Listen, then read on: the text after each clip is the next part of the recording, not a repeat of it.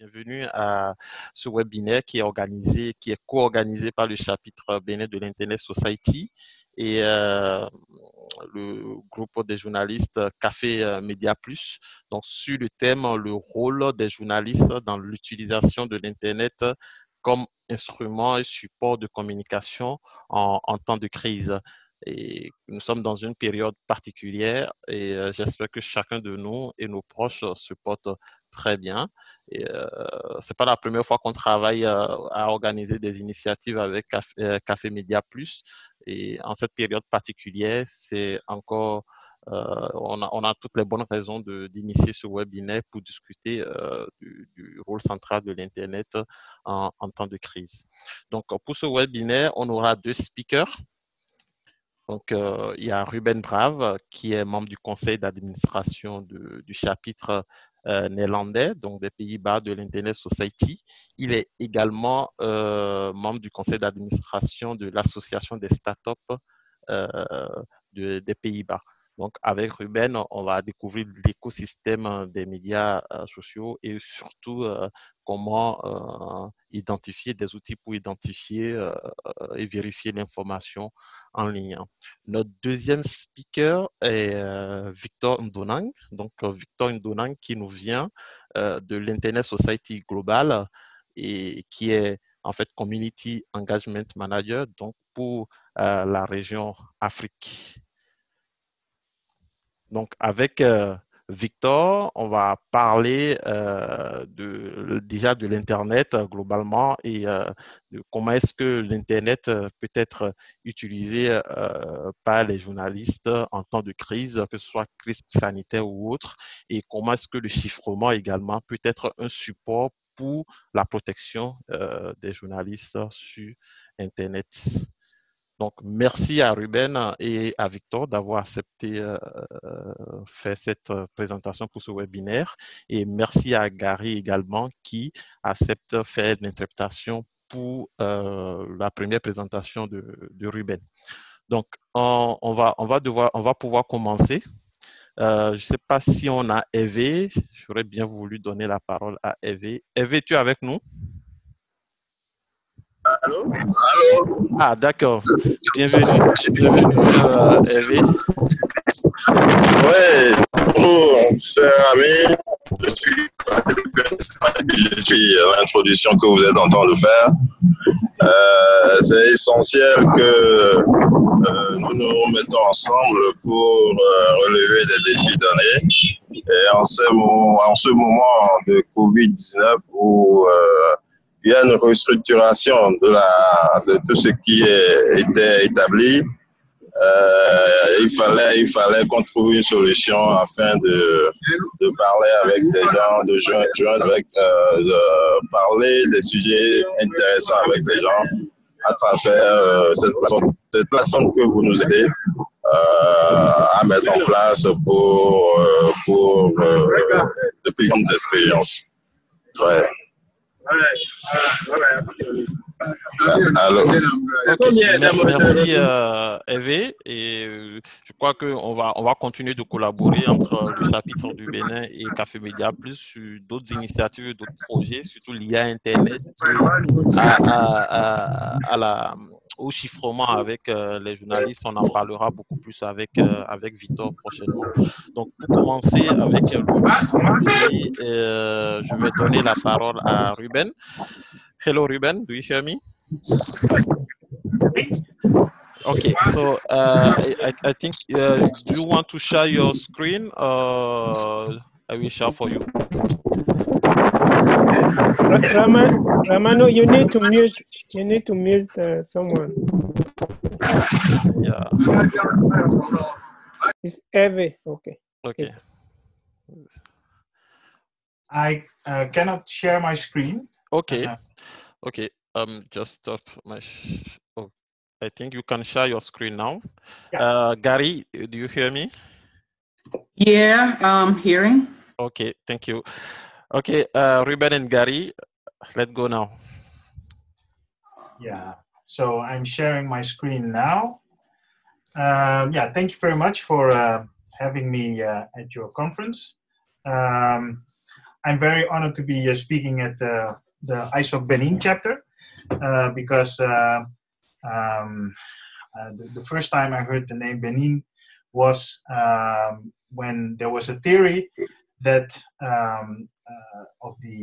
the mosque of Ife, which was part of the Oyo Empire, was created by people from Atlantis and not the people from the Oyo Empire. So my motivation also is that fake news is related to injustice and wrong information about people. So I hope my contribution will be useful to the ISOC chapter. Donc, alors, je suis très honoré de pouvoir intervenir dans cette communication qui concerne le Internet Society, le chapitre du Bénin. Donc, la toute première fois que j'ai entendu le nom Bénin, c'était par rapport au masque d'Ife qui était, dont la provenance était controversée. Et donc, il y avait des doutes à savoir est-ce que ça venait d'Atlantis ou de l'Empire Oyo. Donc, c'est pour moi un combat de lutter contre la mésinformation parce que je pense que la mésinformation, d'une part, a une part d'injustice en elle. Donc, c'est un plaisir de pouvoir participer et de pouvoir apporter ma contribution. Yeah. Merci, Gary. So I will now be talking about the Media Working Group, which is an initiative from the Dutch Internet chapter. And this presentation was also used for the presentation for the European Commission, actually, last year in Italy. OK, donc je vais d'entrée de jeu parler du Media Working Group, qui est une initiative du chapitre de Hollande. Et cette présentation a été utilisée plus tôt précédemment par la Commission européenne. Oui, here's some small information about me. So, well, I was introduced already, so I will be very short. I was a social entrepreneur. More than 25 years networking experience. I have a business incubator, which helps academics to build new businesses from their knowledge. I help with funding, I mentor them, and I coach them. And so more information about me here is online. OK, donc j'ai déjà été introduit, donc je vais être très bref. Je suis entrepreneur social.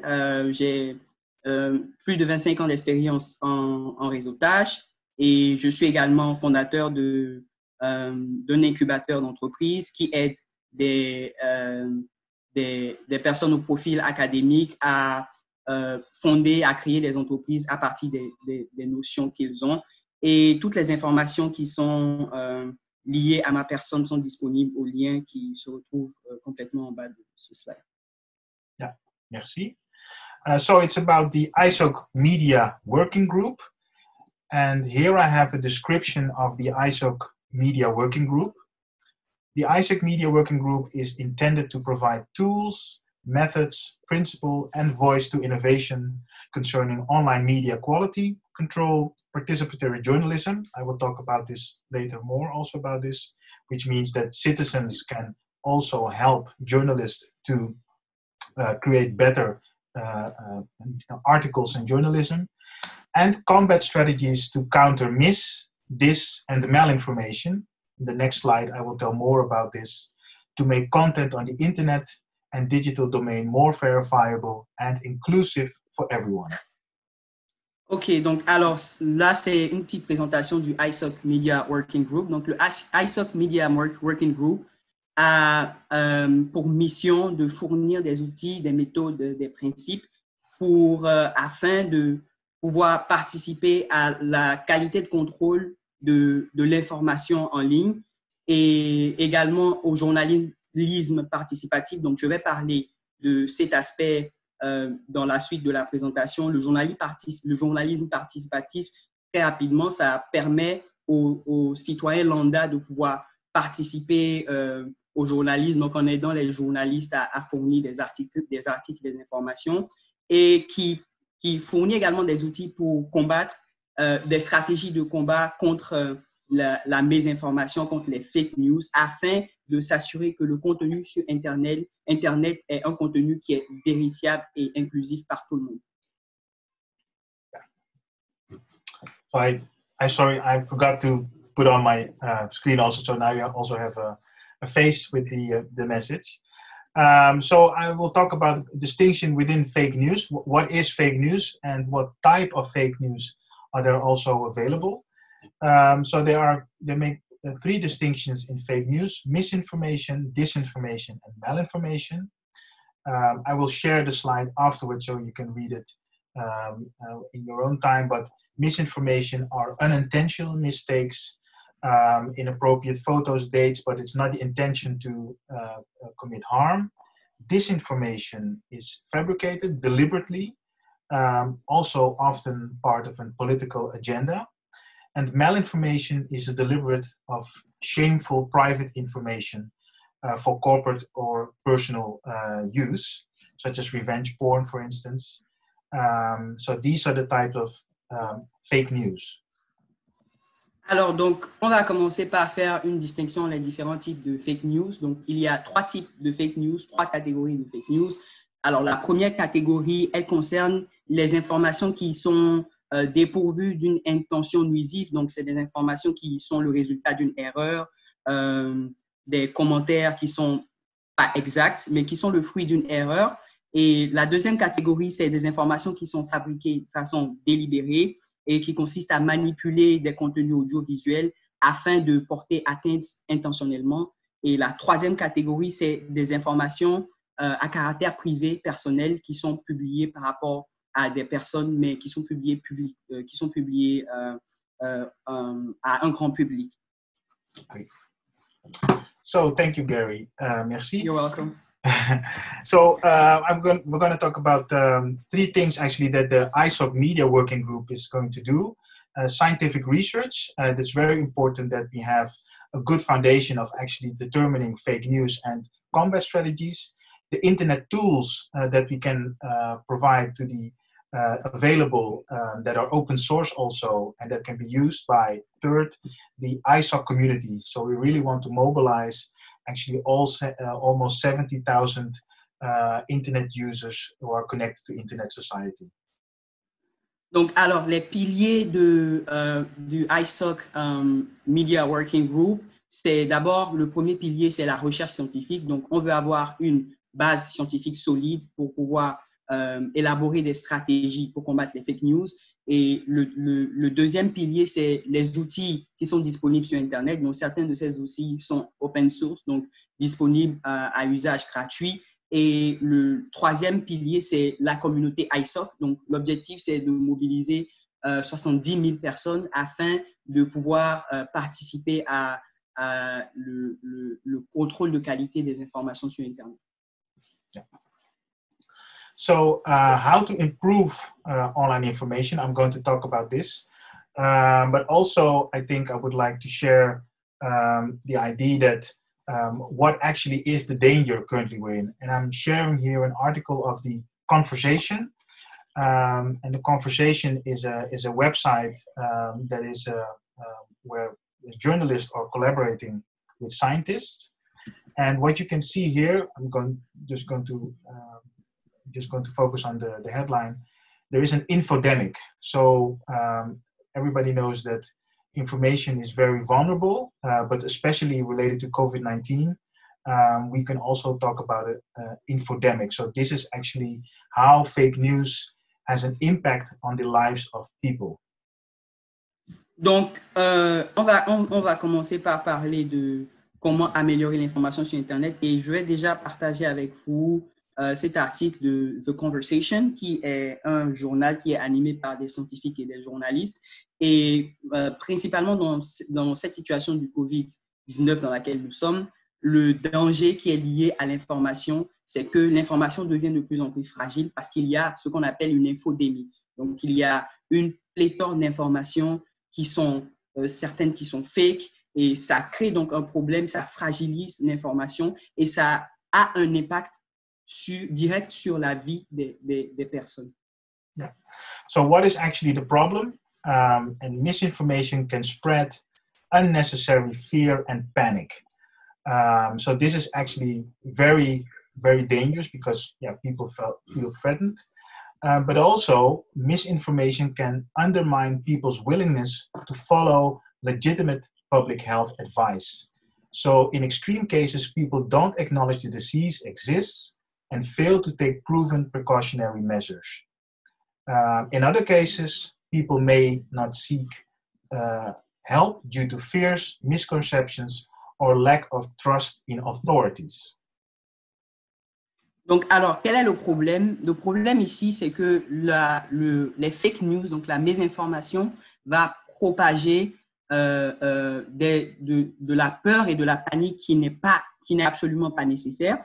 Et donc, ce que ça va avoir comme conséquence, c'est que les personnes vont totalement, ça va décrédibiliser les sources qui sont fiables, donc les sources officielles. Et dans les cas les plus extrêmes, les personnes seront amenées à faire un déni de la maladie et donc à ne pas prendre les mesures de précaution. Et dans d'autres cas, certaines personnes vont carrément refuser de demander de l'aide à cause de la peur, à cause des mauvaises conceptions et du manque d'information. Yeah, thank you. So this very interesting article, I would also share this with you. And then, of course, how to spot fake news. So how can you actually become an expert in finding fake news? It is actually, there are like 5 or 6 steps that you should look into. First of all, you should look into the source. Question the source. Is it an official website? Are they repeated on official sources? The logo. Check where there's organization logo that is the same on the official website. Also, bad English or bad French also. Bad language. Credible journalists and organizations are less likely to make repeating spelling and grammar mistakes. So this also says something about the quality of the article. And also pretend social media accounts. So they can use media accounts that are that look like from the official news organizations, but they are not. And later on, I will also show you some examples of websites that are very prominent in Benin that could be copied, could be spoofed, actually. And I'm going back to the article. Over encouragement to share. And this is actually a very important one because one of the major issues of fake news is that not only that it's fake, that it's wrong, or that maybe people are blaming journalists that they're not doing their work, but the fact that people spread wrong information. So the user also has a very important role in the impact that fake news actually has. And lastly, from this article, use fact-checking websites. Websites such as AP Fact Check or Full Fact. And later on in this presentation, I will also show you some other sources to detect fake news. Donc, alors, là, on va voir quelles sont les différentes stratégies, les différentes étapes pour pouvoir devenir un expert en reconnaissance de fake news. Donc, alors, ça va s'articuler autour de 6 différentes étapes. Donc, la première étape, c'est qu'il faut vérifier la source. Donc, il faut vérifier la source de l'information. Est-ce que l'information vient d'une source officielle ou est-ce que l'information vient d'une rumeur? Ensuite, il faut vérifier le logo, c'est-à-dire est-ce que le logo qui figure sur l'information est le même qui figure sur le site web officiel de celui qui prétendument véhicule l'information. Et ensuite, le troisième élément, c'est la langue. C'est la langue, donc l'orthographe et la grammaire. Donc, si l'information elle est officielle et elle est vérifiée, alors il est très peu probable qu'elle comporte des erreurs de grammaire ou d'orthographe. Donc, ça veut dire que si vous rencontrez des informations qui sont truffées d'erreurs, ces informations sont, ont beaucoup de chances d'être des fake news. Et donc, ensuite, la quatrième méthode, c'est de vérifier les comptes, les faux comptes sur les médias sociaux. Donc, ceci, comment ça se passe, c'est que des personnes vont créer des comptes qui ne sont pas des comptes officiels, mais dont le nom va faire croire que c'est des comptes officiels, et donc vont référencer ces comptes-là dans les informations qu'ils véhiculent. Donc, il faut faire attention à ce genre de choses. Et plus tard dans cette présentation, je vais partager avec vous certains comptes qui pourraient être certains sites web qui pourraient être des plateformes de fake news au Bénin, ici au Bénin. Donc, ensuite, l'avant-dernière méthode, c'est pour vérifier si une information elle est fausse, c'est de vérifier s'il y a un encouragement excessif à partager l'information. Et ici, en fait, ce dont il faut se rendre compte, c'est que le dommage avec les fake news, c'est que d'abord, c'est des informations qui sont fausses, mais de surcroît, ce sont des informations qui sont partagées à un grand nombre de personnes. Donc, beaucoup de personnes peuvent blâmer les journalistes parce qu'ils ne font pas leur travail et tout, mais il faut se rendre compte que les fake news sont d'abord relatifs aux utilisateurs. Ça concerne également les utilisateurs qui vont prendre contact avec ces informations et qui vont les partager. Et finalement, c'est qu'il faut utiliser des sites web de fact-checking, donc des sites web de vérification d'informations. Donc, il y a des sites web qui permettent de faire cela. Il y a APT Fact Check, qui est un site web. Il y a également Full Fact, qui est un autre site web qui permet de vérifier des informations. Yeah. So now I tell a bit more about the tools that you can actually use as a journalist. So the last point was the fact-checking website. There are some tools also that you can use. And these tools are related to various methods. First of all, I will start with sharing the SIFT method. The SIFT method is an acronym for Stop, Investigate the Source, Find Trusted Coverage, and Trace to the Original. And this also is a method for end users to reflect actually on their behavior. So it both relates to fact-checking itself, but also to reducing the spread of fake news, because people are more aware that they possibly are spreading fake news. So that's why it says stop. That's the reflective part. Second, investigate the source. This is related to what I said before. Use fact-checking websites and be careful what you click on. But also find trusted coverage. So finding trusted reporting or analysis. Look for the best information on a topic. Scan multiple sources. And this is also related to one of the principles that we use, the Code of Bordeaux, which is a journalistic ethical code, where we actually say if there is one source, there is no source. So sources should always be backed up. And lastly, trace to the original. Trace claims, quotes, and media back to the source. Was it clipped out? Is it complete? Is it out of context? And please also be aware that you should also trace it to sources that can be held accountable.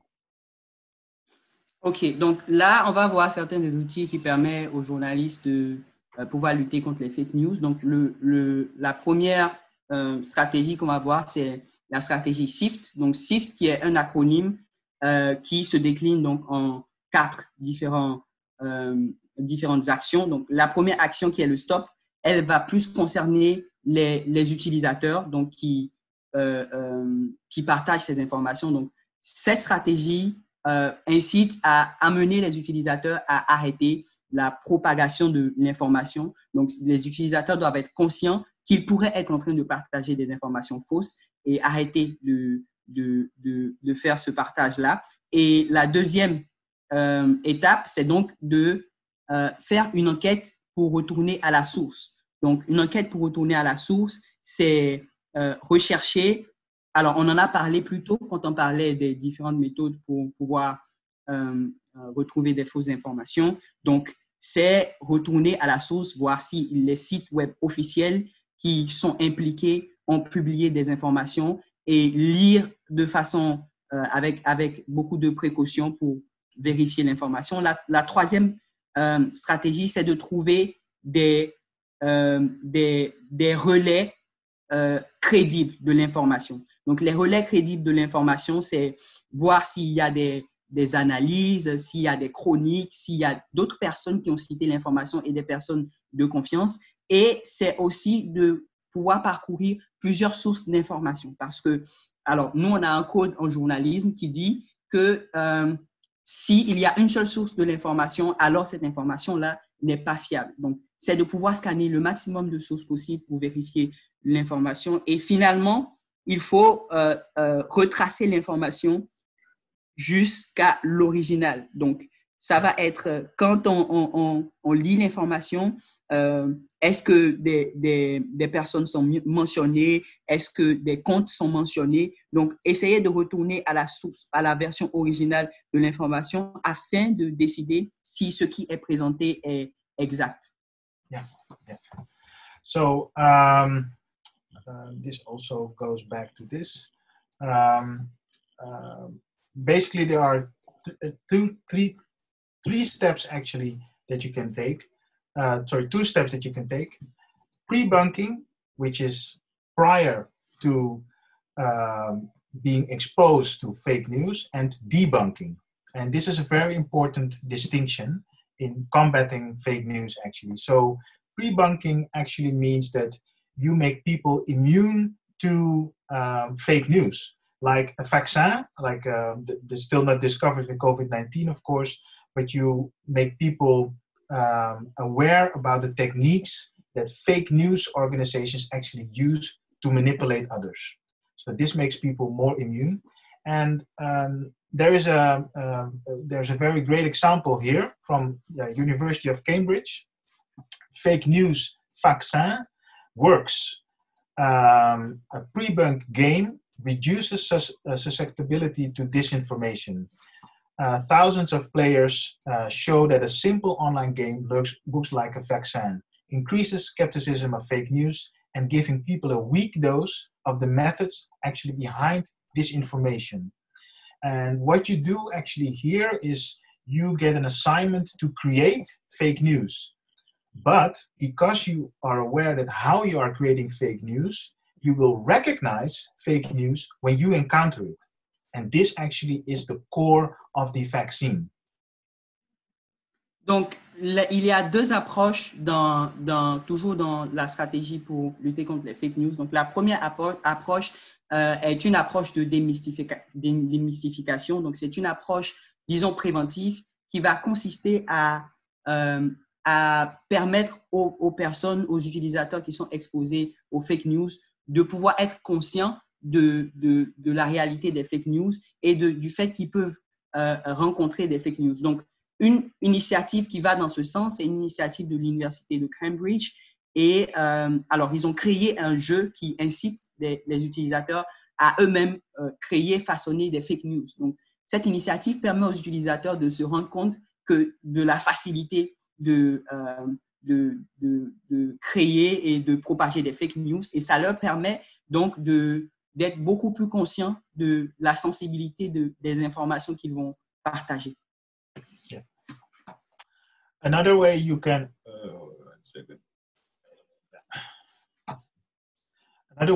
use is increase critical thinking. So that involves media literacy. And with critical thinking, people are actually trained to be comfortable with different perspectives on the same issue. So what fake news or disinformation providers often do is they want to polarize your thoughts. They want to push you to a certain direction to think about a topic. What media literacy actually does, and especially with critical thinking from lie detectors, they show you that a balanced way of looking to a problem or a balanced way to looking at a topic will actually improve your way of finding the truth behind a topic. So this critical thinking is a very important pre-bunking method also. Donc, toujours dans une approche de démystification, il y a l'initiative qui consiste à élever le niveau de pensée critique des utilisateurs, donc des personnes. Et cela va permettre, donc, parce que en fait, le problème avec les fake news, c'est qu'ils ont tendance à polariser l'information, donc tendance à dire que l'information qu'ils propagent est la seule information qui est vraie. Donc, en partageant des différents points de vue par rapport à une information donnée, on permet aux personnes de pouvoir être capables de penser de façon critique et donc de pouvoir évaluer une information sans pourtant suivre le courant sans réfléchir. Yeah. So we've been talking about SIFT method, pre-bunking. And then of course there is debunking, and debunking is you have been exposed to wrong information, and how can you combat actually this wrong information that you've been exposed to? There are a few websites actually helping journalists also. So you have the Pointer, which is a very recognized institute, the Coronavirus Alliance. And the Coronavirus Alliance is an alliance of fact checkers. I believe it's almost 5,000 fact checked, 70 countries and 40 languages. And they actually have a database. So if there is something that you doubt, and because you have been exposed to, you can check this in the Pointer database. And well, you can see actually the topics that they cover, like things like government, hospitals, lockdown. So it's very actual also on the COVID-19 matter. Yeah, let's go with this. Donc, alors là, on a parlé de la méthode SIFT, on a parlé de la méthode de démystification, mais il y a également la méthode qui est plutôt curative. Donc, si quelqu'un a été exposé aux fake news, comment est-ce que cette personne réagit par rapport à ces fake news pour les combattre? Donc, il y a un certain nombre d'outils qui permettent également aux journalistes de pouvoir faire cela. Et ces outils-là, l'un de ces outils, alors ces outils sont notamment des outils de fact-checking, et l'un de ces outils, c'est Pointer, qui est un outil très renommé, donc qui permet de faire la vérification d'informations. Donc, il y a un certain nombre de contributeurs. Il y a également une base de données qui vous permet, en fonction de la localisation ou de la thématique, de vérifier une information. Yeah. And as you can see here, I was also looking at this especially related to coronavirus. But as you can see that there are no fact checkers actually available in Benin. So it would be great if you would contribute as a fact checker. You can register at Pointer, show that you're a journalist, and actually start help combating fake news related to coronavirus. Donc, comme vous pouvez le voir, là, j'étais en train de parcourir les informations, notamment par rapport au coronavirus. Et vous pouvez remarquer qu'il n'y a pas de fact-checkers, donc il n'y a pas de personnes pour vérifier les informations relatives au Bénin. Donc, alors, c'est une opportunité. Vous pouvez vous connecter sur Pointer et vous pouvez donc contribuer à vérifier l'information du coronavirus au Bénin. Yeah. So now we have this, we have that. And also Google has a fact-checking database. I will just go a bit more faster now in the presentation due to the time. Google, Snopes, and the FactNet check on Twitter. So here you have Google, the Fact Check Explorer. Actually, you can, let me see if there are any information about Benin. There is nothing about Benin. Oh, that's in Dutch, English. So this is very interesting. So there's only one fact check from AP Fact Check in the Google Fact Check tools. And it concerns an old video from Senegal presented as attack on Nigeria's embassy in Benin over border closure. This is something about last year. The database is in Dutch and in English, and you have all languages also. But I think that it will be the same results. But this can also be used. But as you can see, there must be more information available about Benin. Donc, en plus de Pointer, il y a également un outil de Google, donc le Fact Check, un outil de vérification de l'information et ça va permettre de vérifier les informations tout comme Pointer.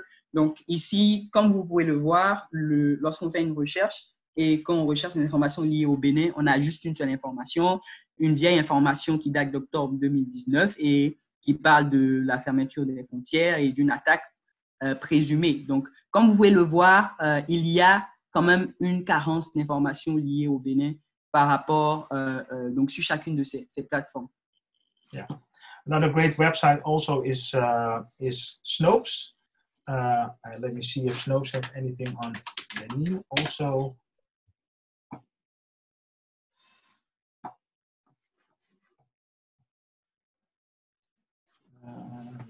No, it doesn't seem that they also have something available. But it's very focused on American information. Let me see. No. But it's a very useful website, especially for international information. This is Snopes. Donc, il y a également ce site web qui est Snopes, et c'est un site qui est beaucoup axé sur les informations aux États-Unis. Donc, comme vous pouvez le voir, il n'y a pas vraiment d'informations liées au Bénin. Donc, c'est un site web également intéressant pour vérifier l'information. And here you also have the Twitter fact check coronavirus. So this is especially related to coronavirus, and actually you can use a list also from factcheck.net to find coronavirus facts that are actually used from originally listed organizations. And you can see that they actually here use this verification signal. Although it's social media, and social media are often not related to reliable information, due to the list of the FactCheck.net and the coronavirus facts, you can still find reliable information on Twitter. Donc, il y a également Twitter qui met à disposition une liste, donc une liste de vérification de l'information. Donc, c'est vrai que de façon native, les réseaux sociaux ne sont pas réputés pour détenir la vraie information, mais à cause du signal de validation des comptes et de la liste qui est fournie par factcheck.net, ça donne de la crédibilité à Twitter sur ce point. Yeah. So, okay, I'm going to go a bit faster now through the presentation. The ISOC Media Working Group is actually using the annotation layer to combat misinformation, and annotations are actually sort of sticky notes that you stick on a website so that you can actually make comments on this website to provide context. It's a clear suggestion directly attributed to a sentence or paragraph must be actionable and avoid debate. And it's actually one of the things that Internet Society has created through the W3C architecture. The founders of the Internet have created this additional layer on top of on the web to provide context. So actually, it is an old technology that we are reusing to make us more safe on the Internet. Donc, il y a également les annotations qui sont fournies par l'Internet Society. Donc, les annotations, c'est des étiquettes que l'on peut ajouter sur un site web afin de commenter ou de complémenter une information. Donc, c'est une couche d'information qui peut être modifiable et qui peut être ajoutée à l'information sur les sites web. Et c'est en quelque sorte une technologie, ce n'est pas une technologie très récente, c'est une vieille technologie qui est en train d'être mise au goût du jour pour permettre de pouvoir vérifier toujours l'information. Yeah. So Twitter is already using this annotation approach, and the White House is also has also used this annotation. And our main idea actually here is that what you focus on grows. So it means that we focus on websites that have high impact on the consumption of information of society. And it's very important also to look at the cybersecurity aspects of these websites.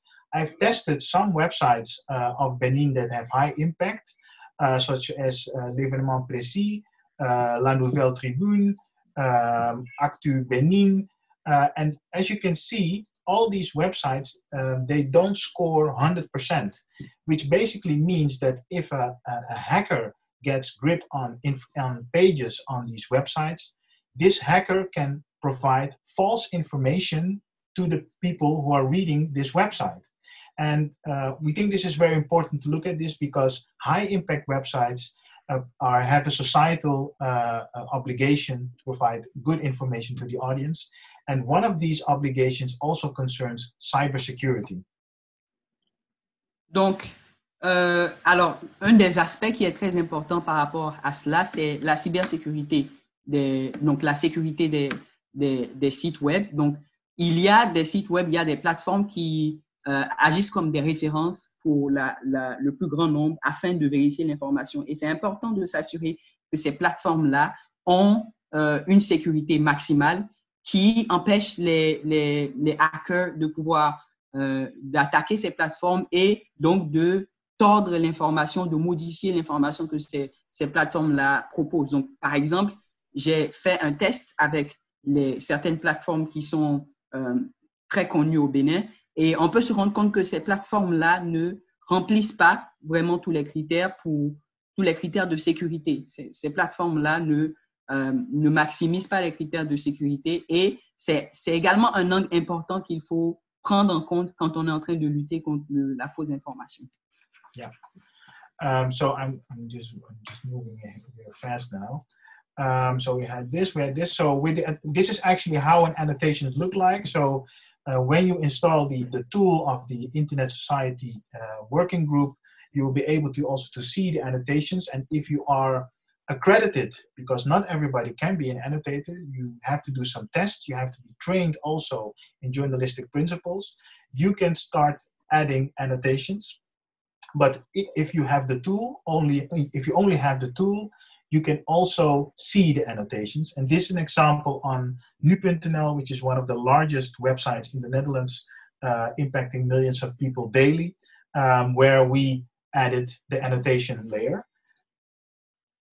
Donc, alors, pour pouvoir faire des annotations sur des sites web, il faut disposer de l'outil que Internet Society fournit. Et il faut également disposer d'une accréditation parce que n'importe qui ne peut pas se lever et faire des annotations. Donc, ça signifie qu'il faut suivre une formation, il faut respecter des principes de journalisme. Et donc, vous pouvez le voir, comment ça se présente, par exemple, sur ce site web qui est l'un des plus grands sites web en Hollande, donc un site web qui a de l'impact sur des millions de personnes chaque jour. Et donc, avec l'outil, vous avez la possibilité de voir, seulement avec l'outil, vous pouvez voir les annotations qui sont ajoutées sur le site. Yeah. So this ecosystem facilitates quality control and the ecosystem secures brand safety. For instance, the prominent news websites, they have a brand and this brand needs to be secure, needs to be safe. It stops fake news before it reaches a lot of people. So this is very important. So it's somewhere in between a pre and debunking, but actually we use the knowledge of the community. This is also where we use the wisdom of the crowd for content improvement. And a test also showed that we did on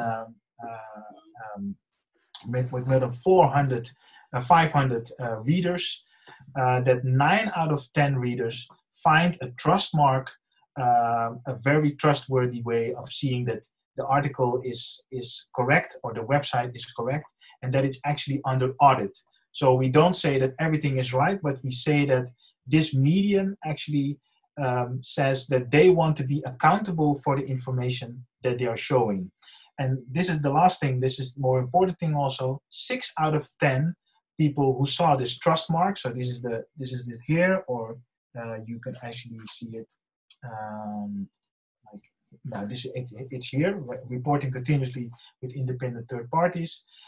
6 out of 10 said they were more likely to share an article with a trust mark. So what this means, related back to what we said, that the impact of fake news is not only because that it's fake, but it also has to do with the high impact website and also that people share this information.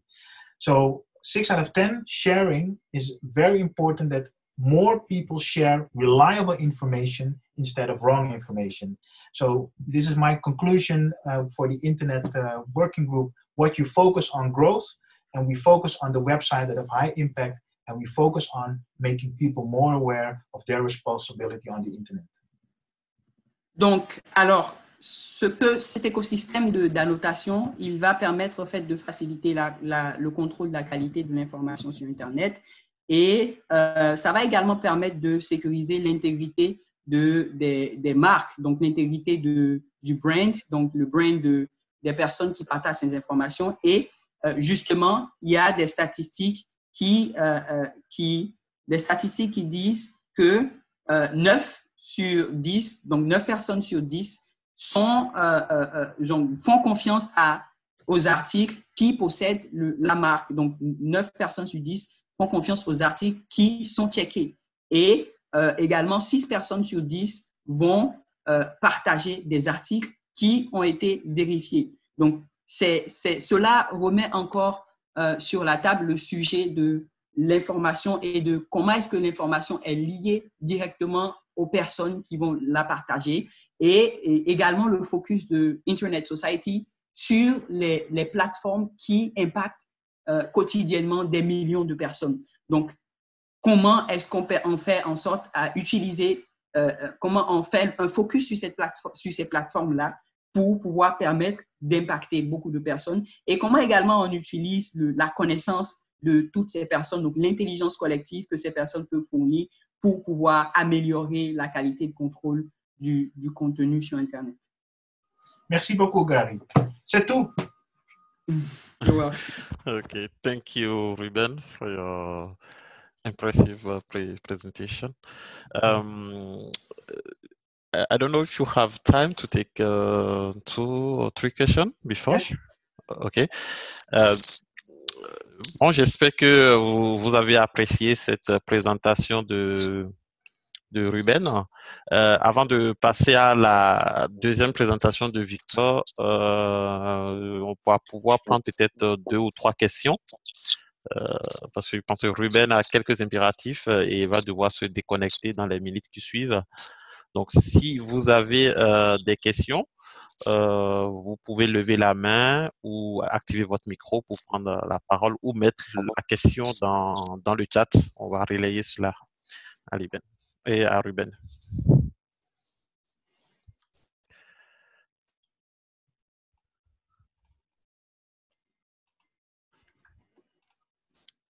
Est-ce qu'il y a des questions? No questions? Ok, s'il n'y a pas de questions, je vais peut-être donner la parole à Eve. Si tu veux dire un mot par rapport à cette présentation avant que Ruben ne se déconnecte.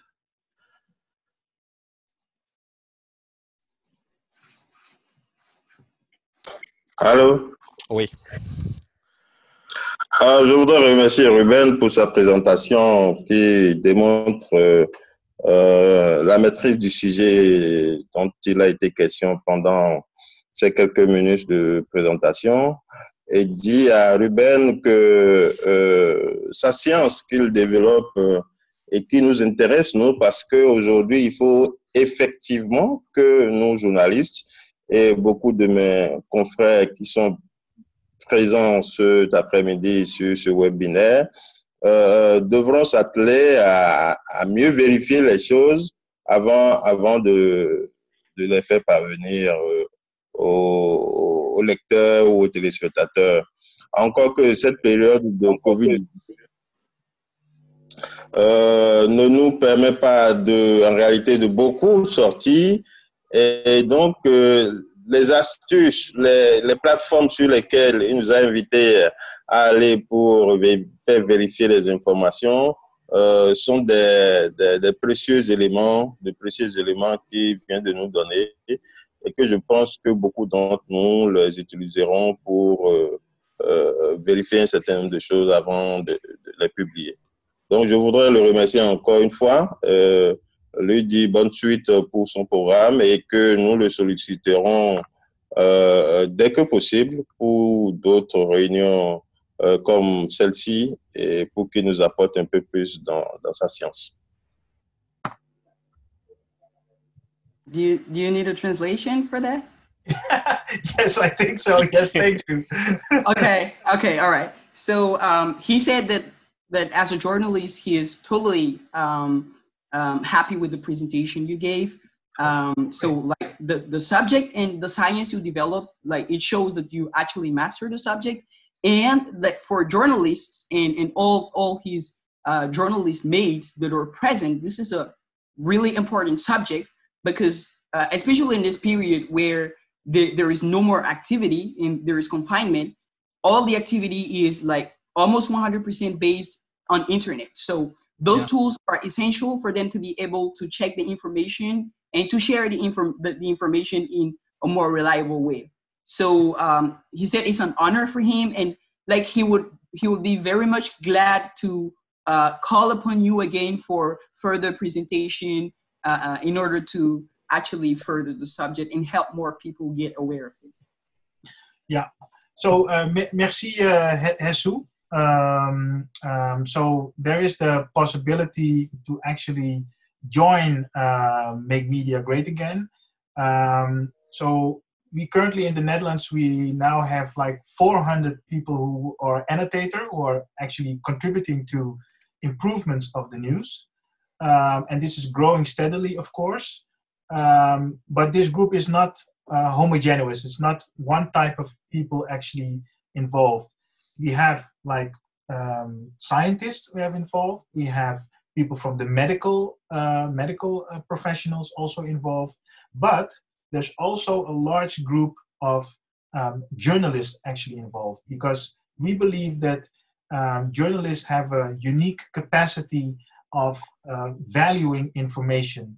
And of course, due to austerity measures, cost cuts at media organizations, there are less possibilities for journalists actually to use this unique power. So we welcome very much journalists to join our movement. This is the place of the website. And as you can see also, you can also join as an Internet Society member. So we already integrated this in our website. Alors, donc, c'est également un plaisir et il y a en fait le Media Working Group est également une communauté qui regroupe plusieurs types de personnes, plusieurs profils de personnes qui travaillent ensemble afin d'assurer la qualité de l'information sur Internet. Donc, il y a des scientifiques, il y a également des journalistes et nous accueillons également les journalistes parce que nous pensons que les journalistes sont quand même un pilier dans la vérification de l'information et malheureusement, les institutions officielles sont plutôt austères en ce qui concerne toutes ces mesures. Donc, cette communauté va permettre aux journalistes de pouvoir disposer des outils, de pouvoir participer à la vérification de l'information. Donc, c'est une communauté totalement ouverte. Là, vous avez le site web et nous serons ravis de vous compter parmi les journalistes de notre communauté.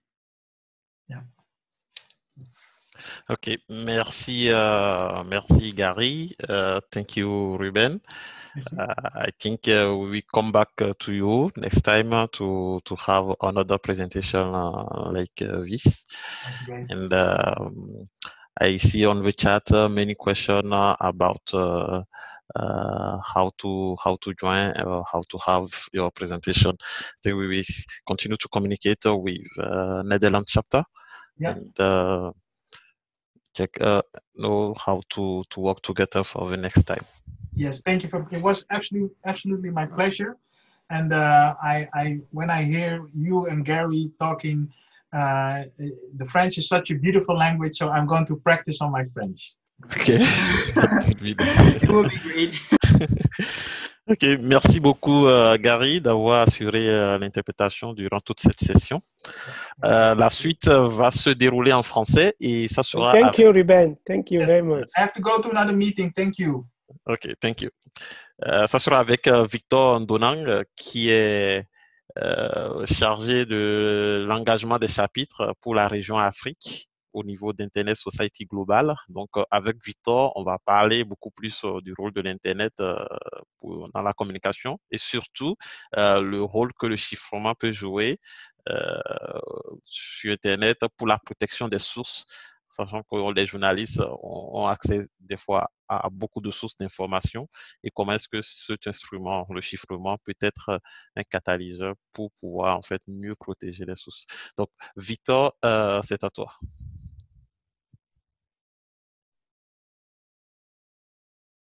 Merci beaucoup, Ramanou. Bonsoir encore à toutes et à tous.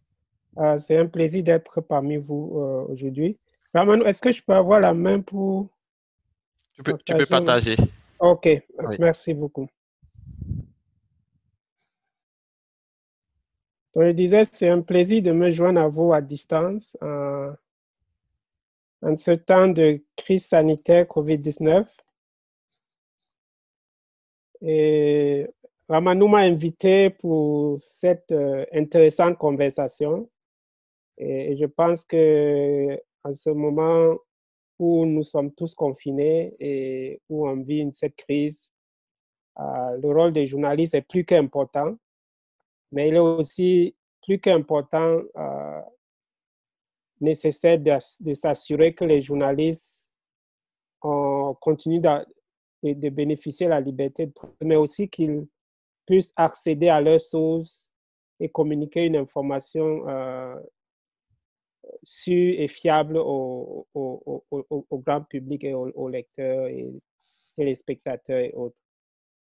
Donc, l'angle que je vais présenter, ça se base un peu sur le travail de l'Internet Society. Mais avant de passer au vif du sujet, je vais juste donner un aperçu assez rapide de l'Internet Society. Donc, l'Internet Society est là depuis 1992. C'est une organisation à but non lucratif qui a été fondée par les pères même de l'Internet. Vous voyez quelques trois ici que beaucoup d'entre vous peuvent remarquer. Initialement, elle a été créée à des fins très techniques, dont elle était l'organisation qui abritait le groupe d'ingénieurs qui continuent de travailler aujourd'hui sur les standards et protocoles Internet. Beaucoup, pour ceux qui sont techniciens dans le groupe, ils connaissent l'IETF. Mais aujourd'hui, Internet Society, c'est une organisation globale qui adresse les questions techniques, mais aussi des questions transversales, vu que l'Internet aujourd'hui touche tous les aspects de la vie. Donc, elle veille donc à ce que l'Internet des opportunités puisse bénéficier à tout le monde. Donc, l'Internet sur ce temps apporte beaucoup d'opportunités, mais comme beaucoup d'entre vous le savez, il y a encore presque la moitié du monde à connecter à Internet. Donc, nous travaillons pas juste l'organisation elle-même, mais nous travaillons avec les chapitres et les membres individuels. Et la preuve pratique ici, c'est le chapitre Internet Society du Bénin qui organise avec Media Plus cette conférence. Donc, vous voyez que nous reposons sur les chapitres, sur nos volontaires pour pouvoir faire que le travail que nous faisons puisse atteindre le monde entier.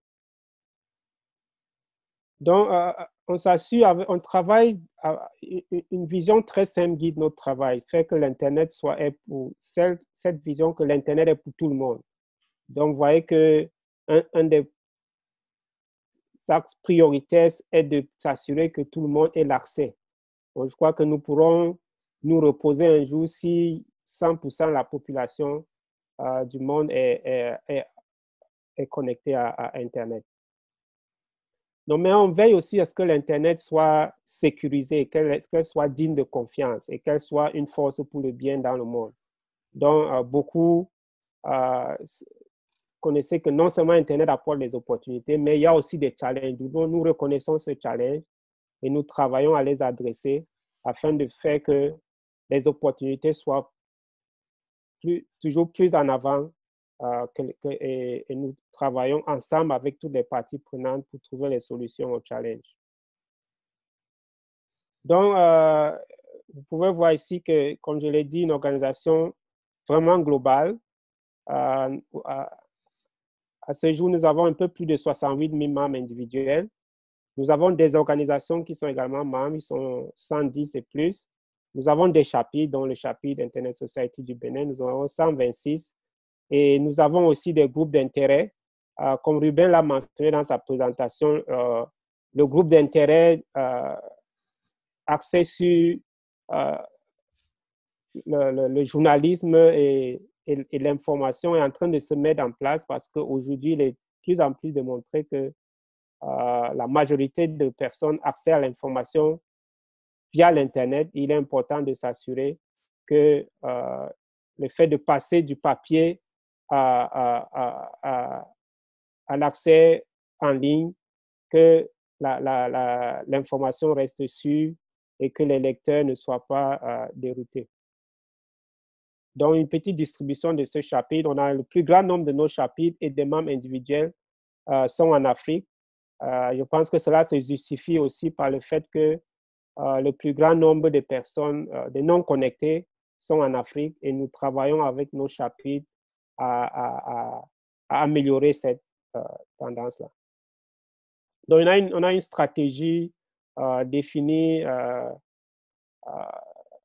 pour 5 ans qui a 3 grands axes, celle de développer, de promouvoir et de défendre l'Internet. Donc, développer, c'est étendre l'Internet aux communautés qui n'ont pas encore accès, mais qui ont le plus besoin. Je ne vais pas parler beaucoup de ça ici, mais le chapitre du Internet Society du Bénin peut vous en dire plus sur ce que nous faisons et ce qu'eux aussi font au niveau local. C'est de faire que ceux qui vivent dans les zones rurales, les zones reculées, puissent également avoir le droit à l'accès à Internet. On fait également la promotion du modèle Internet, parce que l'Internet a connu le succès fulgurant parce qu'il y a un modèle derrière. Il y a un modèle qui repose sur la connexion en toute liberté, la créativité sans permission, et aussi qui repose sur des protocoles et des standards qui fait que la communication sur Internet n'est pas propriétaire. Il ne faut pas, lorsque je vous envoie un message depuis un téléphone Android, je ne m'interroge pas quel type de téléphone ou d'appareil vous utilisez. J'envoie juste le message et vous allez le recevoir. Troisième axe, nous défendons l'Internet parce que l'Internet continue de connaître le succès, mais aussi est attaqué, est victime de beaucoup de menaces qui viennent de plusieurs acteurs, y compris même les gouvernements, qui parfois, pour certaines raisons, vont tout simplement couper l'Internet. Il y a beaucoup de coupures partout dans le monde et en Afrique aussi. Et il y a également le fait que, et ce que je vais m'attarder un peu plus tard, c'est cette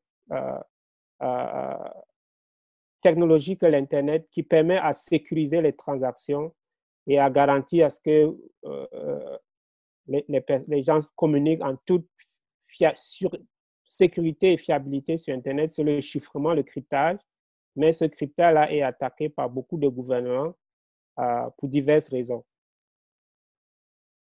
Donc, le plan d'action pour cette année 2020 repose sur cette stratégie-là de développer, de promouvoir et de défendre l'Internet. Et nous travaillons cette année sur 8 projets, parmi lesquels vous allez voir qu'il y a étendre et protéger le cryptage. Donc, il y a le lien ici qui vous permet d'en savoir plus sur notre plan d'action 2020. Donc, pour revenir au sujet que Ramanou m'a invité à dialoguer avec vous dessus, c'est comment est-ce que le chiffrement, le cryptage peut protéger les journalistes et la liberté de presse. Internet Society a publié une brève sur cette question. Le lien est en bas à la dernière page de la présentation, mais je vais juste vous faire une navigation rapide sur les grands points de cette brève qui a été publiée. Mais avant cela, je pense une définition assez simple. Dans le cryptage, c'est cette technologie qui permet de brouiller les informations, les données, afin que seule la personne disposant des moyens de les restituer à leur état d'origine peut les consulter. Donc, ça permet donc de sécuriser les données. Donc, le cryptage est utilisé sur des données qui sont stockées, donc ce qu'on appelle les données au repos, mais aussi sur des données qui circulent, des données qui sont en transit. Lorsque vous envoyez un message WhatsApp, c'est une donnée qui transite de votre téléphone au téléphone du destinataire. Donc, le cryptage, le chiffrement permet de s'assurer que seul le message que vous envoyez, seul votre destinataire peut décrypter votre message et qu'il n'y ait pas de tierces personnes qui interceptent. C'est un peu décrit ici à ce qu'on appelle le chiffrement de bout en bout. Donc, ici, le chiffrement de bout en bout permet à ce que seul l'expéditeur et les destinataires prévus peuvent lire le message. Je crois un exemple très pratique ici, c'est beaucoup utilisent WhatsApp, Telegram et autres. C'est que lorsque vous envoyez un message WhatsApp, il est chiffré, il est brouillé comme vous voyez sur cette image et seul le destinataire peut donc avoir une autre clé pour déchiffrer et pouvoir lire le message. Donc, il n'y a pas, une tierce personne ne peut pas déchiffrer le message, même le prestataire des services, donc même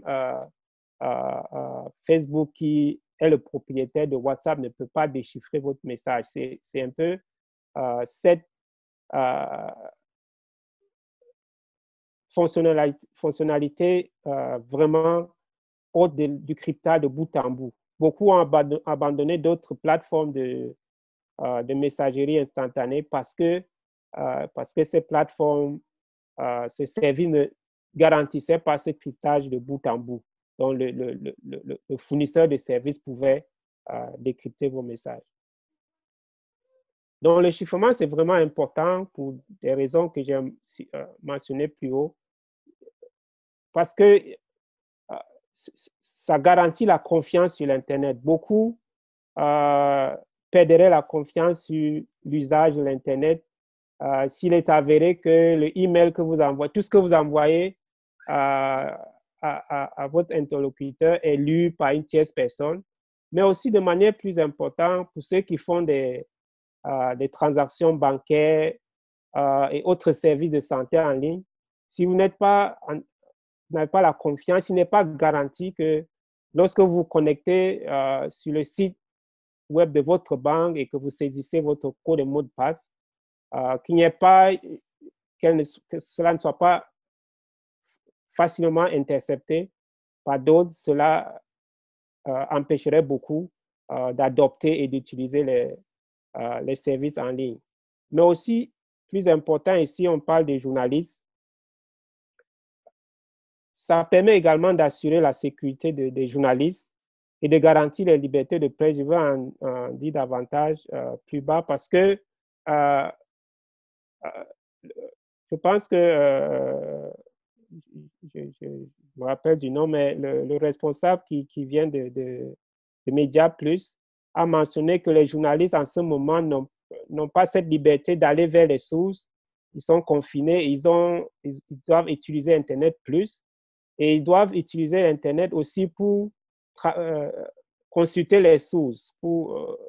Et il faut que le chiffrement est là pour permettre aux journalistes à ce que la communication avec la source soit sécurisée et protège aussi le journaliste qui parfois publie des informations qui rendent certaines institutions et des gouvernements responsables de leurs actes.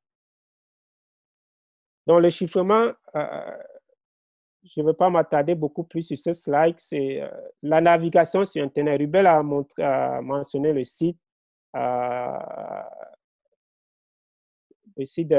fournisseur d'informations au Bénin, je crois 24 heures au Bénin, que le site doit s'assurer qu'il utilise un protocole qui est, lorsque vous êtes sur un site d'information crédible, ça doit toujours avoir ce protocole de chiffrement HTTPS, ce qui offre que les communications soient sécurisées, mais aussi empêche les criminels qui peuvent lire les données en transit et altérer ces données-là. Donc, les sites parfois qui publient, j'ai regardé beaucoup de sites qui ont été mis en place après la propagation de cette pandémie, l'arrivée dans nos pays, des sites d'information ou de publication des statistiques sur le COVID dans les pays. Mais beaucoup de ces sites ne sont pas chiffrés, ne sont pas cryptés et publient des données où les journalistes et le grand public vont régulièrement consulter. Donc, imaginez, ce site peut facilement, les informations publiées sur ce site peuvent être facilement altérées. Et imaginez que du jour à l'autre, d'un jour à l'autre, le grand public ou même les journalistes trouvent des informations qui sont fausses sur ces sites et les répercutent à la population. J'ai mentionné le e-commerce, c'est important, et la messagerie cryptée, beaucoup utilisent WhatsApp aujourd'hui, non pas seulement pour communiquer, c'est devenu dans beaucoup de certains pays en Afrique des boutiques en ligne où des petits entrepreneurs utilisent pour rester en contact avec la clientèle. Et c'est parce que WhatsApp a garanti ce chiffrement de bout en bout qu'il a ce succès-là. Mais le chiffrement est menacé aujourd'hui, principalement par les gouvernements, parce que le gouvernement, ça veut dire le pouvoir, et les gouvernements aiment savoir ce que les populations se disent, aiment tout connaître. Donc, avoir un outil qui permet aux populations de communiquer en toute sécurité, sans que même le gouvernement puisse lire ce qu'ils se disent, devient un risque. Et c'est parfois pour cela qu'on a beaucoup de coupures de l'Internet, coupures systématiques, parce que les gouvernements veulent savoir ce que les gens se disent sur Internet, ce que les gens se disent sur WhatsApp. Et parfois, lorsqu'une situation est critique et qu'ils ne peuvent pas lire ces informations, la solution simple, c'est d'arrêter tout le système. Donc, les gouvernements demandent d'affaiblir le chiffrement ou bien de leur donner un accès dérobé pour des fins de sécurité nationale et autres. Mais l'accès dérobé, s'il est donné au gouvernement, peut également être volé par des criminels. Donc, des menaces sont de plusieurs ordres. D'ordre législatif, il y a certains pays qui sont en train de mettre en place des lois qui systématiquement demandent aux fournisseurs de services ou des systèmes de communication chiffrés de leur donner la possibilité d'avoir une porte dérobée d'accès pour des questions de maintien de l'ordre, d'enquête et autres.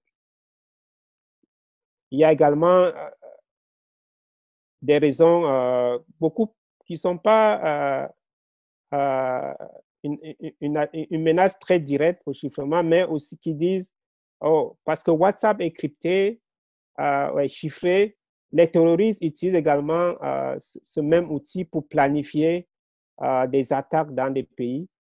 Et la police dit, si on nous avait permis donner la porte dérobée à WhatsApp, nous aurons pu voir cette communication entre ces deux terroristes et pouvoir rapidement les arrêter, ainsi de suite. Autres extrémistes et autres utilisent le chiffrement. Mais comme je l'ai dit, la solution n'est pas d'affaiblir ou de donner l'accès dérobé, mais il y a d'autres, parce que si le gouvernement a la clé dérobée, cette clé peut également être accessible, piratée ou volée par d'autres, par ces mêmes criminels. Et ils ne vont pas juste utiliser pour la communication, mais ils vont utiliser pour attaquer le e-commerce et autres systèmes de santé ou d'informations sensibles sur Internet. Donc, le cryptage est vraiment crucial pour les journalistes pour des raisons que je mentionne ici. Et je l'ai dit plus haut, le COVID, la maladie COVID-19 est en train de se propager dans le monde entier. Et Ruben a mentionné, il y a beaucoup de désinformations et de mésinformations sur le virus. Et beaucoup se replient sur les journalistes et les sites de publication pour avoir l'information crédible. Parce qu'aujourd'hui, lorsque vous vous connectez sur Facebook, sur tous ces réseaux sociaux, même sur WhatsApp, beaucoup transfèrent des messages sur le taux d'infection, sur des mesures de prévention qui ne sont pas vérifiées. Si vous avez une tour des images, et Ruben l'a très bien expliqué, toutes ces informations créées peut-être par d'autres pour d'autres intentions, mais parce que les gens partagent n'importe comment. Il est donc important d'aller vers la source de l'information. Il a montré beaucoup de sites de vérification. Mais si vous allez vers une source qui n'est pas elle-même, qui ne repose pas elle-même sur un système sécurisé, qui n'utilise pas le chiffrement, qui n'utilise pas HTTPS, l'information publiée sur le site de la source peut également être une information altérée par le criminel afin d'atteindre le but initial de désinformation. Mais aussi, la vérité est importante. Il faut fast-checker, il faut contrôler la source. Mais il faut parfois... les gens suivent le journal de 20 heures. Je prends l'exemple du Cameroun. Lorsqu'il est l'heure du journal, tout le monde est sur son poste radio ou bien sûr devant sa télévision parce que le grand public a confiance que le journaliste est cette personne-là qui va apporter l'information sûre et crédible. Mais les journalistes aussi reposent sur des sources d'information. Les sources d'information doivent être sécurisées. Les journalistes également reposent sur des informateurs, ceux qui les apportent une information. Et aujourd'hui, en temps de COVID, les journalistes sont obligés d'utiliser le email. Il faut s'assurer que le email soit chiffré. Ils utilisent WhatsApp pour rester en contact avec la source afin de publier une information crédible, d'apporter l'information crédible au lecteur. Donc, si la communication entre le journaliste et sa source n'est pas chiffrée, la source ne serait pas très ouverte à donner certains détails qui parfois peuvent avoir répercussions sur la sécurité de la source. Donc, le cryptage est vraiment crucial pour les journalistes aussi pour des raisons que je mentionne ici. L'intégrité de l'information, la protection contre les attaques. Donc, imaginez le site web d'une grande tribune d'information au Bénin qui est attaqué et que d'un jour à l'autre, des informations non crédibles sont publiées au grand public. Mais également très important, c'est où la question de liberté de presse entre, c'est que les journalistes sont également là pour tenir les gouvernements et les institutions responsables. Et parfois, les tenir responsables, c'est aussi se relier sur des sources internes qui fournissent des informations par rapport à certaines activités des responsables de gouvernement, des responsables des grandes institutions, aux journalistes. Et le journaliste communique avec cette source interne, s'assure que l'information est correcte et la publie. Mais la communication, j'insiste également, entre le journaliste et sa source doivent être sécurisées, non seulement pour protéger le journaliste, mais également protéger la source. Et enfin, la politique de cryptage chiffrement vraiment solide protège les journalistes partout dans le monde. Donc, si les journalistes aujourd'hui, nous tous connaissons le pouvoir du journalisme, le pouvoir des journalistes. Si les journalistes aujourd'hui font de plaidoyer, communiquent sur l'importance des sites, sources d'information, la sécurité des sites web qui sont sources d'information, l'usage du HTTPS, la préservation du cryptage bout en bout, parce que si demain, WhatsApp ou Telegram, si on affaiblit ce cryptage de bout en bout, c'est la fin de l'utilisation de ce système-là pour échanger, pour l'échange entre le journaliste et la source, et aussi c'est l'affaiblissement même de la liberté de presse. Donc la recommandation de l'Internet Society est vraiment simple. Donc protéger la liberté de la presse en plaidant et en garantissant que les journalistes et le public soient libres d'utiliser le chiffrement, le cryptage de bout en bout. Les journalistes doivent être en sécurité aussi bien dans la vie ordinaire qu'en ligne et tenir les gouvernements et les institutions responsables, mais également raconter, faire du reportage, je peux l'appeler aussi simple comme ça, en toute sûreté, afin de garantir, de faire promouvoir, on connaît tous le rôle important du journaliste dans la démocratie et dans l'évolution saine de la société. Donc, fin de compte, s'il n'y a pas un système de communication sécurisé et libre pour les journalistes qui les protège, non seulement en garantissant que l'information qu'ils envoient vers le public soit accédée, soit de manière sécurisée, soit fiable, maintient son intégrité, mais également, il faut que les journalistes puissent relayer sur des sources qui sont sécurisées et puissent également communiquer avec leurs sources, des personnes qui les apportent l'information de manière à garantir et la sécurité de la source, mais aussi la sécurité du journaliste lui-même. Donc, je pense que je vais m'arrêter ici, Ramanou. Il y a quelques liens ici que vous pouvez utiliser pour plus de détails sur ce sujet. Okay. Merci Victor pour cette présentation qui met en évidence l'utilité du chiffrement, surtout dans un contexte où on est dans le domaine des médias et en contact avec beaucoup de sources qui sont pour la plupart le socle des informations pertinentes que les médias diffusent, et ces médias à leur tour aussi sont en fait des sources d'information pour le grand public. Avant de passer aux questions, je vais laisser la parole à Hervé Messou de Café Média Plus pour dire un mot par rapport à cette présentation, et ensuite on va prendre quelques questions. Hervé. Oui, merci Ramanou.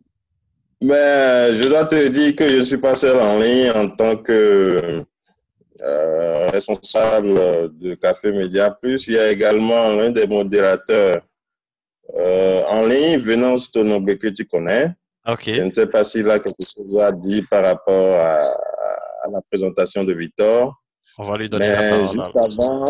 Juste avant, je voudrais dire que cette question est importante pour les journalistes parce que tu l'as rappelé, le contexte qui est le nôtre, que le journaliste est cette personne-là qui peut détenir des informations, qui peut également faire casser une maison. Ce journaliste, s'il n'a pas un moyen de sécuriser ces informations ou de faire parvenir à un interlocuteur ces informations dans une sécurité de données, c'est que cette information pourrait être interceptée et il ne pourra pas forcément l'utiliser comme il aurait voulu. Et donc, cette question de chiffrement, de cryptage est davantage important pour nous parce que aujourd'hui, le contexte fait que il faut beaucoup contourner des choses pour aller à une destination donnée. Je le dis comme ça à mots couverts. Pour ceux qui comprendront.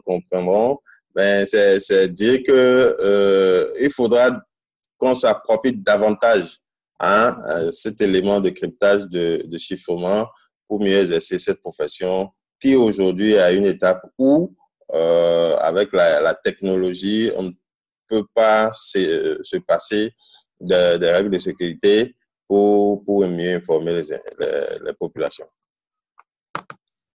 Merci, Hervé. On va aussi donner la parole à Venance, si tu nous entends.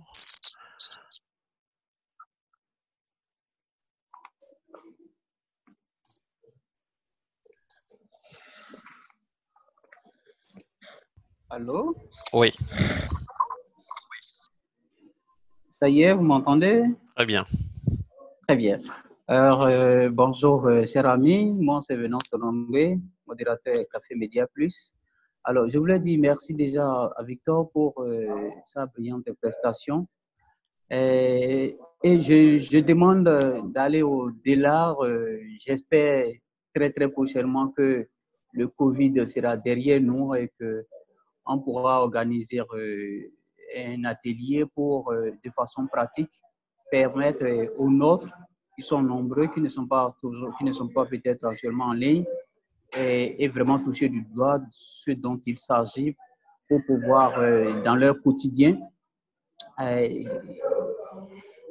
utiliser et appliquer ces techniques de déchiffrement et de cryptage, parce que c'est très important aujourd'hui où l'Internet est devenu incontournable. Nous recevons des informations, des preuves via nos mails, via des réseaux sociaux, via d'autres plateformes. Et dans le même temps, pour des besoins de conservation ou bien de poursuivre telle ou telle enquête, nous avons besoin de conserver nos informations en lieu sûr. Et même si nous avons ça physiquement en main, nous avons besoin de mettre ça quelque part sur le net. Et là, il faut des outils, il faut vraiment être fin connaisseur pour pouvoir faire cela. Alors, le journaliste ne connaît pas tout, le journaliste aussi apprend.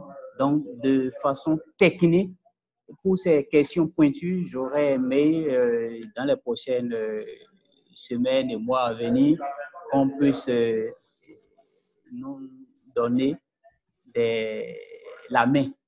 Voilà. Merci beaucoup et à très vite. Okay. Merci. Et comme Victor l'a rappelé, le chiffrement, ça fait partie du plan d'action d'Internet Society Global et par ricochet du plan d'action du chapitre Bénin de l'Internet Society. Je crois qu'on va continuer à travailler ensemble pour pouvoir voir quelles sont les initiatives communes qu'on est capable au niveau local de mettre en place avec le soutien d'Internet Society Global pour pouvoir accompagner le secteur des médias à pouvoir mettre en place le chiffrement où il n'y en a pas et à renforcer le chiffrement où ça existe déjà. Je vois la main levée de Katakula. Donc, Katakula, vous avez la parole. Vous m'entendez? Très bien. Ok, merci beaucoup. Je voulais féliciter les organisateurs de cette formation et poser quelques questions par rapport au chiffrement. C'est-à-dire que aujourd'hui, WhatsApp, quand vous connectez à quelqu'un, vous écrivez à quelqu'un la première fois, ça vous dit qu'il y a le chiffrement bout à bout. Et ça dit que les échanges que j'ai, par exemple, avec une source sur WhatsApp ou avec une source sur Telegram, et ça dit que les autorités, par exemple, quand je prends le cas du Bénin, les autorités de l'Office de répression des infractions commises par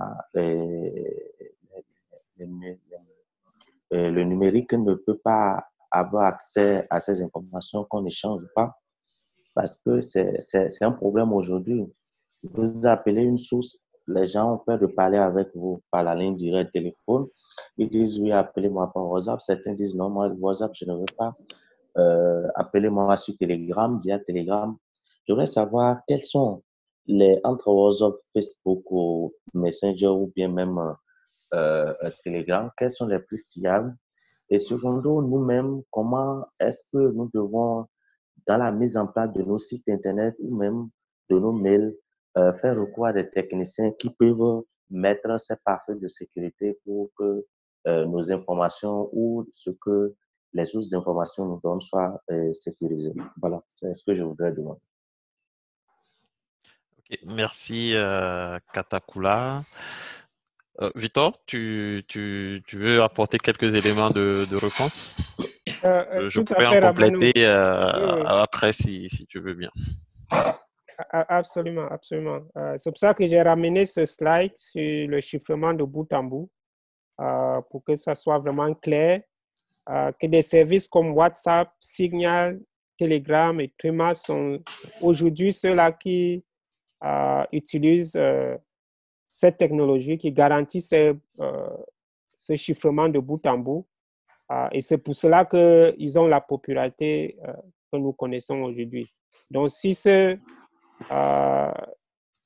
chiffrement de bout en bout n'est plus garanti, beaucoup vont abandonner ce WhatsApp et Signal et autres. Donc, au jour d'aujourd'hui, c'est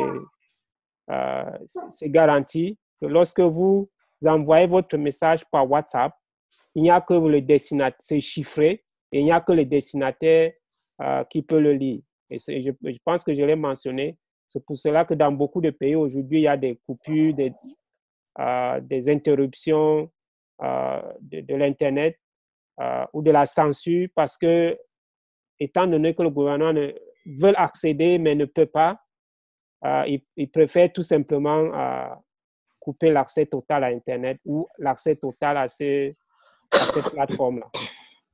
Ramanou, tu peux merci Victor. Donc par rapport à cette question, je vais juste dire que le chiffrement, il est de bout en bout, c'est-à-dire de la source à la destination. De la source à la destination. Ce qui veut dire quoi? Lorsque la source envoie sur le réseau le message vers la destination, personne d'autre ne peut lire ce message-là. Même si une personne intercepte ce message, elle sera incompréhensible parce que il sera incompréhensible parce que il est chiffré. Donc, par contre, il reste un aspect important et le chiffrement aussi apporte des éléments de réponse. C'est-à-dire, c'est les deux bouts. Imaginez si éventuellement vous perdez votre téléphone ou si on vous vole votre téléphone ou si quelqu'un arrive à se connecter à votre téléphone d'une façon ou d'une autre, la personne va accéder au contenu du téléphone. D'accord? Donc, dans ce cas, le chiffrement de bout en bout ne va pas vous protéger parce que là, on est déjà sur votre téléphone. Ça revient au fait que vous soyez sur votre téléphone. Par contre, ce qui peut être fait, c'est de chiffrer également le téléphone pour que, soit lorsqu'on vous vole un téléphone de façon, de quelque façon que ce soit, ou lorsque vous perdez le téléphone, même la personne qui a accès à ce téléphone-là ne puisse pas accéder au contenu parce que vous aurez mis en place un processus de chiffrement qui nécessite une authentification pour accéder au contenu de votre téléphone. Donc, de façon plus claire et précise, c'est l'agence dont vous parlez ou l'organisation dont vous parlez ne peut pas accéder à votre contenu WhatsApp lorsque c'est envoyé sur votre téléphone, parce que le chiffrement, il est fait de bout en bout.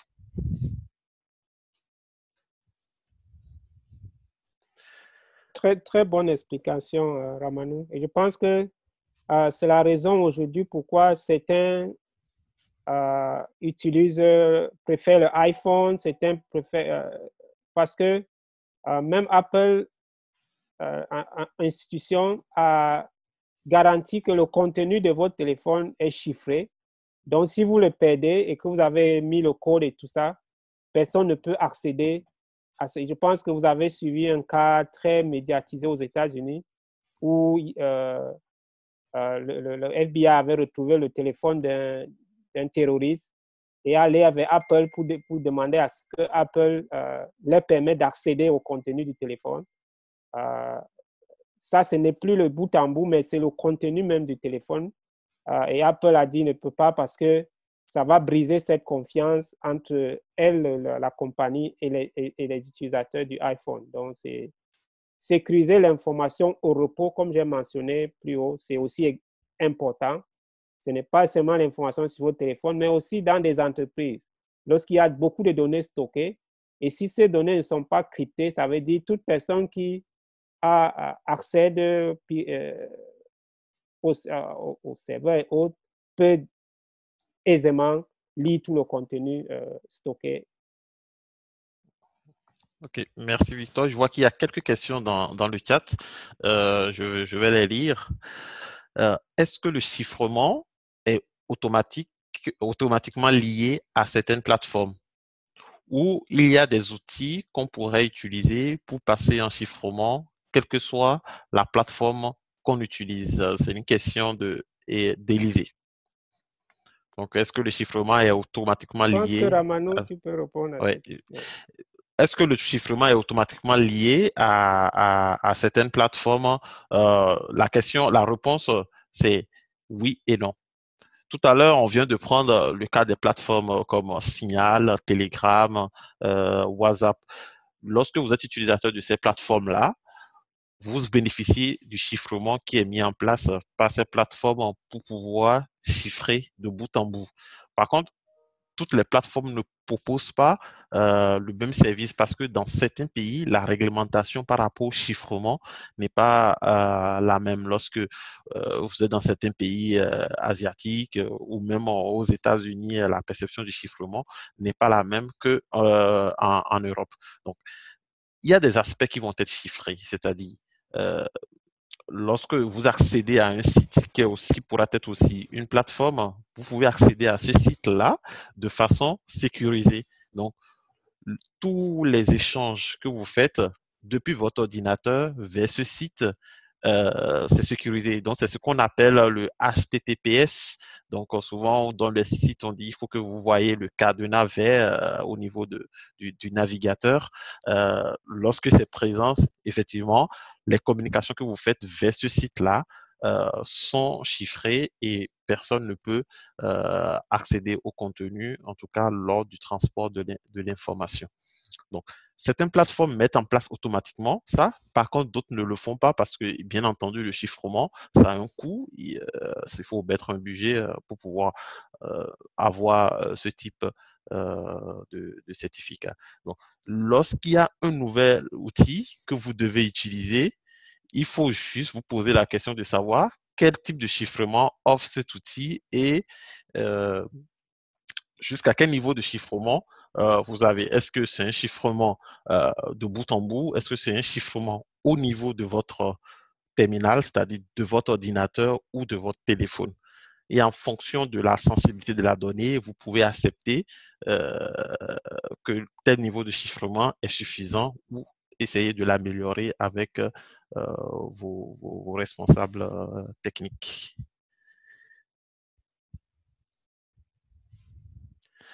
Et il y a bien entendu plusieurs outils qu'on pourrait utiliser en ligne pour pouvoir faire du chiffrement.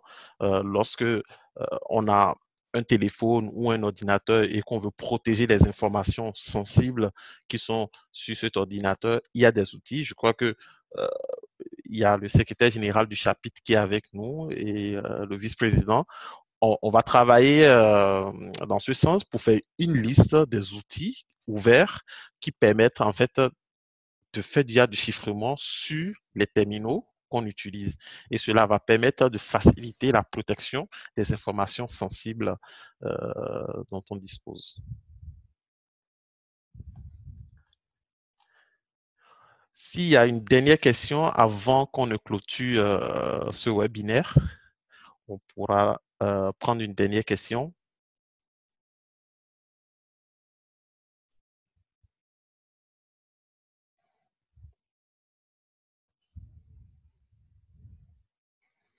Donc, je vois qu'il n'y a plus de questions. Merci beaucoup, Victor, pour cette présentation. Je crois que la présentation va être disponible. On va pouvoir partager ça avec les participants. Victor. Tout à fait, tout à fait. Je vais vous envoyer et vous allez vous en charger pour le partage. OK. Merci pour ton temps. Je sais qu'il est très, très matinal de l'autre côté des États-Unis. Donc, en tout cas, merci d'avoir accepté de faire cette présentation à cette heure de l'autre côté. Et avant de terminer, je vais donner la parole de nouveau à Hervé pour son mot de fin pour ce webinaire.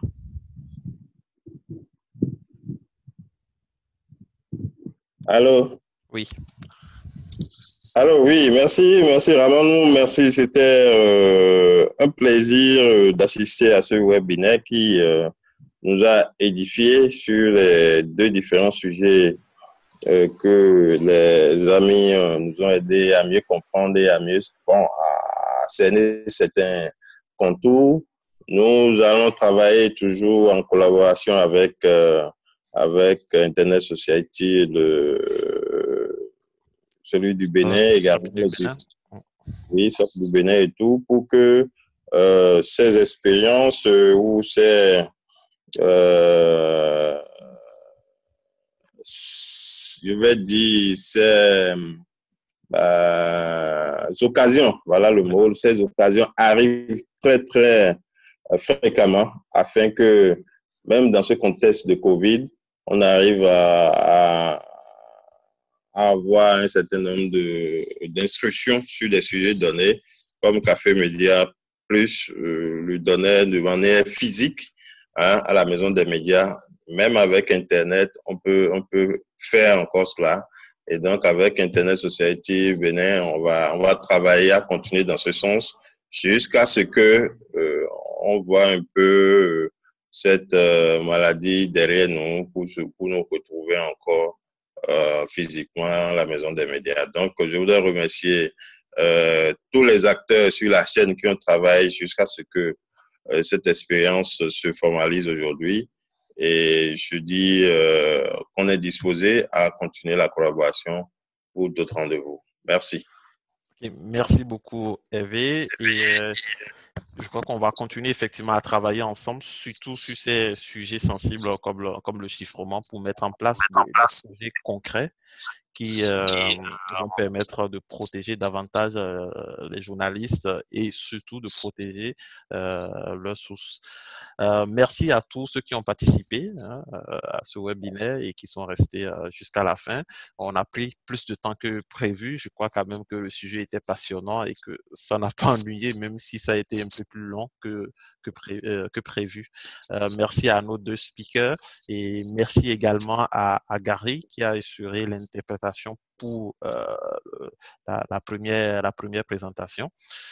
J'espère qu'on va ensemble organiser un très prochain webinaire dans les semaines à venir. Et merci à Café Média Plus pour le partenariat depuis plusieurs années sur les questions liées à Internet avec les journalistes qu'on a et les différents partages qu'on fait sur ce sujet. Prenez soin de vous et respectez au mieux les gestes barrières. Et prenez soin de vous et de vos proches. À très bientôt.